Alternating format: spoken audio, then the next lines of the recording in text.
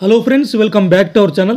నాగ్పూర్ వేదికగా జరిగిన India versus England first one day మ్యాచ్లో మన టీమిండియా కంఫర్టబుల్గా 4 వికెట్ల తేడాతో గెలిచింది. లాస్ట్ T20 సిరీస్లో ఓడిపోయిన ఇంగ్లాండ్ టీం ఈ వన్డే మ్యాచ్లో గట్టిగా ఫైట్ చేసి గెలుస్తారనుకున్నాం. బట్ అది జరగలేదు. మన టీమిండియా బ్యాటింగ్, బౌలింగ్ అలాగే ఫీల్డింగ్ ఆల్రౌండ్ పర్ఫార్మెన్స్తో ఇంగ్లాండ్ టీంని డామినేట్ చేశారు. ముఖ్యంగా శుభ్మన్ గిల్, శ్రేయస్ అయ్యర్, అక్షర్ పటేల్ వీళ్ళు ముగ్గురు బ్యాటింగ్లో చాలా కాంట్రిబ్యూట్ చేశారు.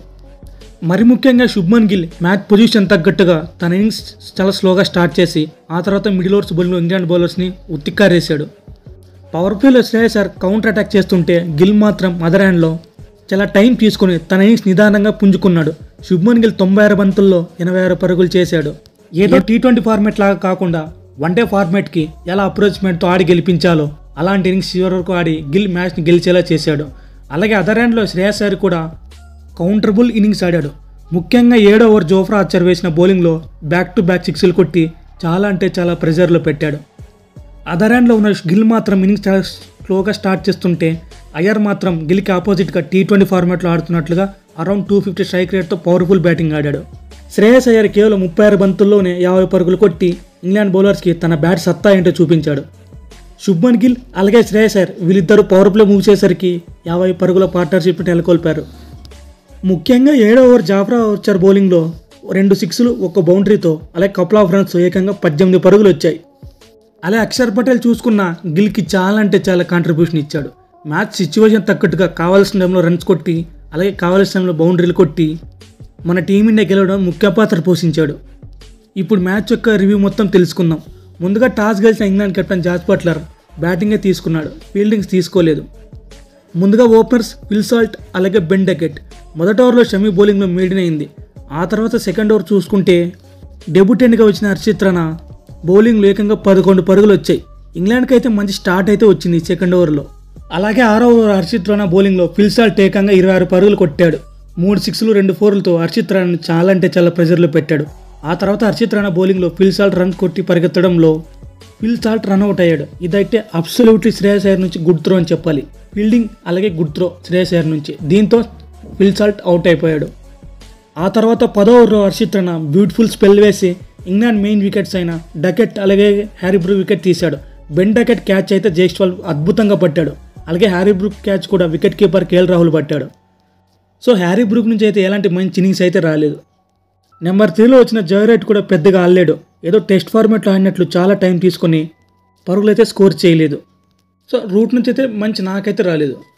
మన టీమిండియా బౌలింగ్ చూసుకున్న రవీంద్ర జడేజా చాలా బ్రిలియంట్గా బౌలింగ్ వేసి ఇంగ్లాండ్ మెయిన్ వికెట్ను తీశాడు.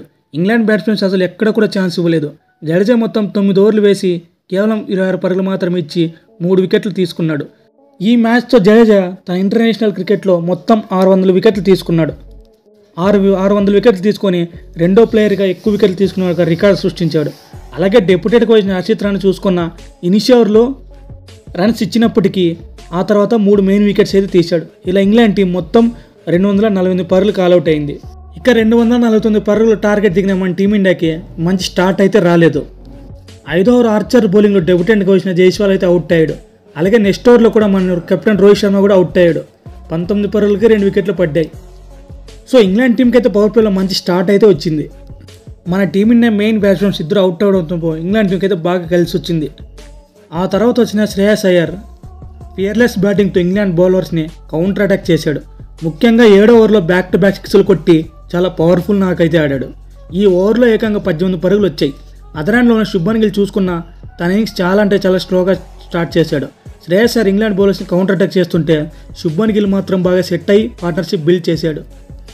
శుభ్మన్ గిల్ అలాగే శ్రేయస్ అయ్యర్ వీళ్ళిద్దరు పవర్ ప్లే మూసేసరికి 50 పరుగుల పార్ట్నర్షిప్ని బిల్డ్ చేశారు. అలాగే మన టీమిండియా పవర్ ప్లే మూసేసరికి 70 పరుగులు చేసింది. ఇక మిడిల్ ఓవర్స్లో శ్రేయస్ అయ్యర్ వికెట్ కోసం ఆదిల్ రషీద్ను అటాక్లోకి దింపారు. శ్రేయస్ అయ్యర్ తన ఫామ్ను కొనసాగిస్తూనే ఎక్స్ట్రాడినరీ బ్యాటింగ్ అయితే చేశాడు. అదర్ హ్యాండ్లో ఉన్న శుభ్మన్ గిల్ చాలా టైం తీసుకుని బాగా క్రీజ్లో సెట్ అయి ఉన్నాడు. అలా శ్రేయస్ అయ్యర్ మంచి కౌంటర్ఫుల్ ఇన్నింగ్స్ ఆడుతూనే కేవలం 30 బంతుల్లోనే 53 పరుగులు చేశాడు. అలా 15 ఓవర్లు ముగిసేసరికి గిల్ అలాగే అయ్యర్ నుంచి 60 బాల్కి 92 పరుగుల పార్ట్నర్షిప్ అయితే వచ్చింది. ఇదైతే మైండ్ బిలీవింగ్ ఇన్నింగ్స్. ఇదైతే very important innings to team India. ఇక శ్రేయస్ అయ్యర్ జాకల్ బేతింగ్ బౌలింగ్లో ఎల్బిడబ్ల్యూ అవుట్ అయ్యాడు.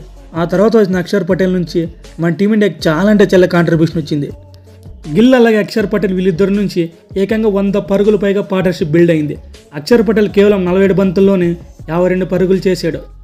ముఖ్యంగా గిల్ అయితే 30 ఓవర్ల పైన ఇంగ్లాండ్ బౌలర్స్ని కౌంటర్ అటాక్ చేస్తూ పవర్ఫుల్ హిట్టింగ్ అయితే ఆడాడు.